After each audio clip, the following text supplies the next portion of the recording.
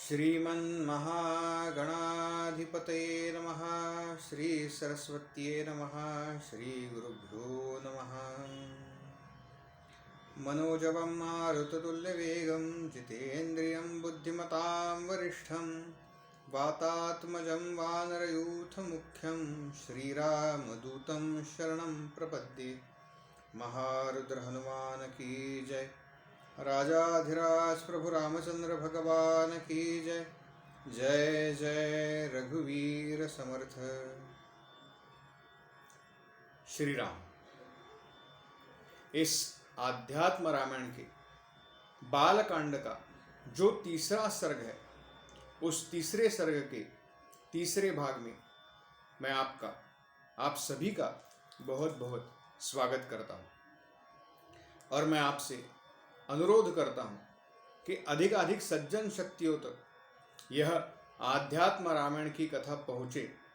इसलिए आप इस कथा को आखिरी तक देखिए, इसको लाइक कीजिए, इस अपने चैनल को सब्सक्राइब कीजिए और यह कथा अधिक से अधिक सज्जन शक्ति तक पहुँचे, इसलिए इसको शेयर कीजिए।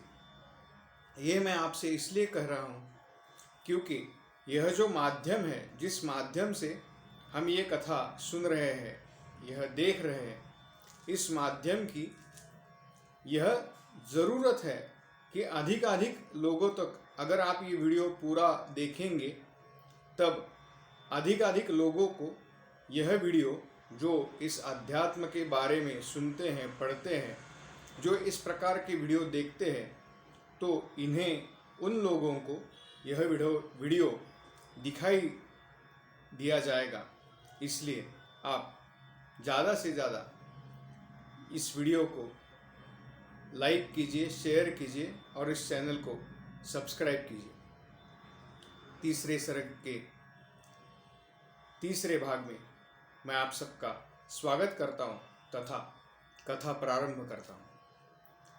राम, लक्ष्मण, भरत और शत्रुघ्न, इन चार रूपों में प्रत्यक्ष जो भगवान है, प्रत्यक्ष जो ईश तत्व है, उस ईश तत्व ने अवतार धारण किया और अब प्रभु रामचंद्र जी केवल अपनी माता को पुत्र का सुख मिले, यह इच्छा मन में रखकर, जो माता ने उनसे कहा था कि मुझे पुत्र सुख चाहिए, छोटे बच्चा जैसा कृति करता है वैसे मुझे वह आनंद मुझे लेना है, इसलिए प्रभु रामचंद्र जी अपनी माता से वह आनंद उपभोग रहे हैं और एक प्रकार से अपनी माता जी को वह आनंद प्रदान कर रहे हैं।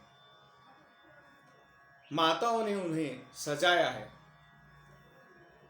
एक पीपल का पत्ता लिया और वो गले में बांधा है, जैसे माला के स्वरूप में बांधते हैं। गले में वह रत्न स्वरूप दिख रहा है। माणिकों के समूह के साथ बीच बीच में व्याघ्र नख सजाई और उनसे लड़ियाँ सुशोभित की और वह माला श्री राम जी के कंठा में, गले में पहनाई।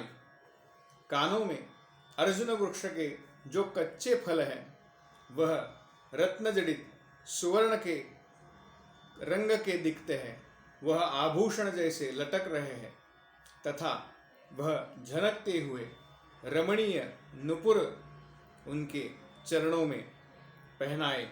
सुवर्ण मेखला और बाजूबंद इन आभूषणों ने उन्हें विभूषित किया और इंद्रनीलमणि और माणिकों सी आभा वाले तथा स्वल्प दांतों से युक्त मुस्कुराते हुए मुख वाले बालक को राजभवन के आंगन में यहाँ से वहाँ और वहाँ से यहाँ दौड़ते हुए माता कौशल्या और दशरथ जी अपने नयनों में समा रहे हैं।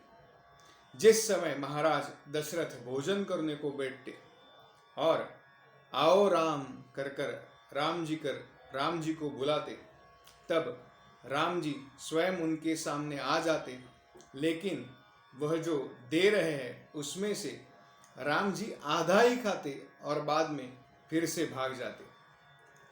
यह खेल बहुत घंटों तक चलता रहा। फिर कौशल्या जी ने कहा कि मैं इसे पकड़ लेती हूँ। ऐसा कहकर कौशल्या जी राम जी के पीछे भागती, लेकिन जो योगी जनों को भी, जिनको पकड़ना योगी जनों को मुश्किल है, उन्हें पकड़ने कौशल्या जी पीछे जा रही है और राम जी हंसकर आगे आगे दौड़ रहे हैं।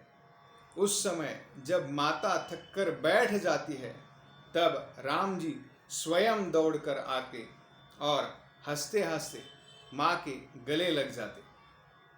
माता कौशल्या राम को भली प्रकार वस्त्राभूषण पहनाकर प्रतिमास नाना प्रकार की मिठाई बनाकर उत्सव मनाया करती थी और वर्षगांठ के दिन पूजा करती थी।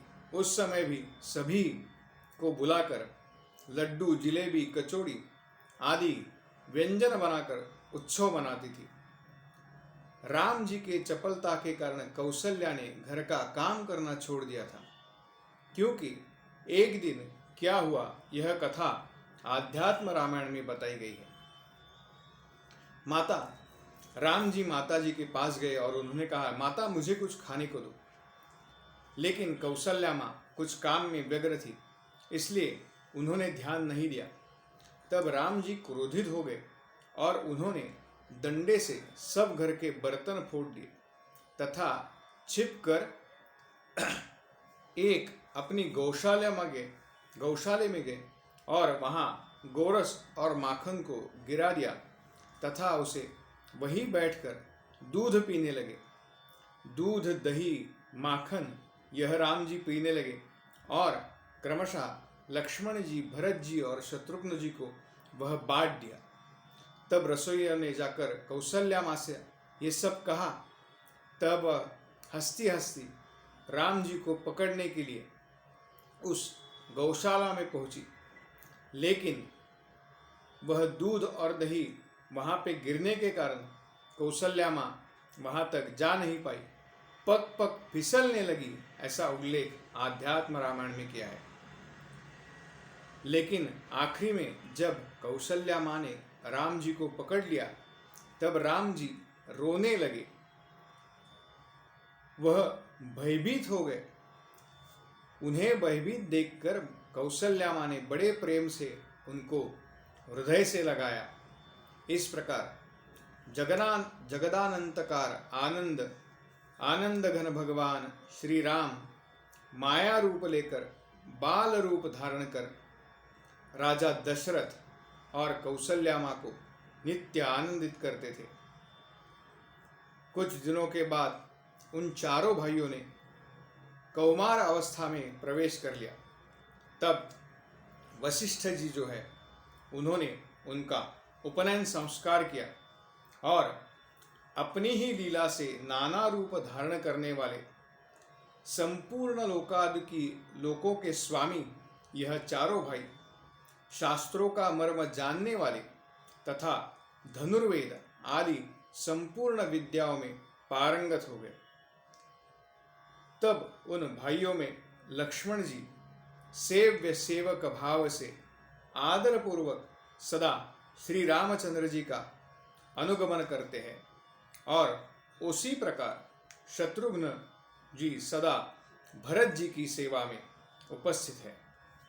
भगवान राम नित्य प्रति लक्ष्मण के सहित धनुष, बाण और तरकश धारण कर घोड़े पर सवार होकर पशुओं को मारने के लिए वन जाते हैं।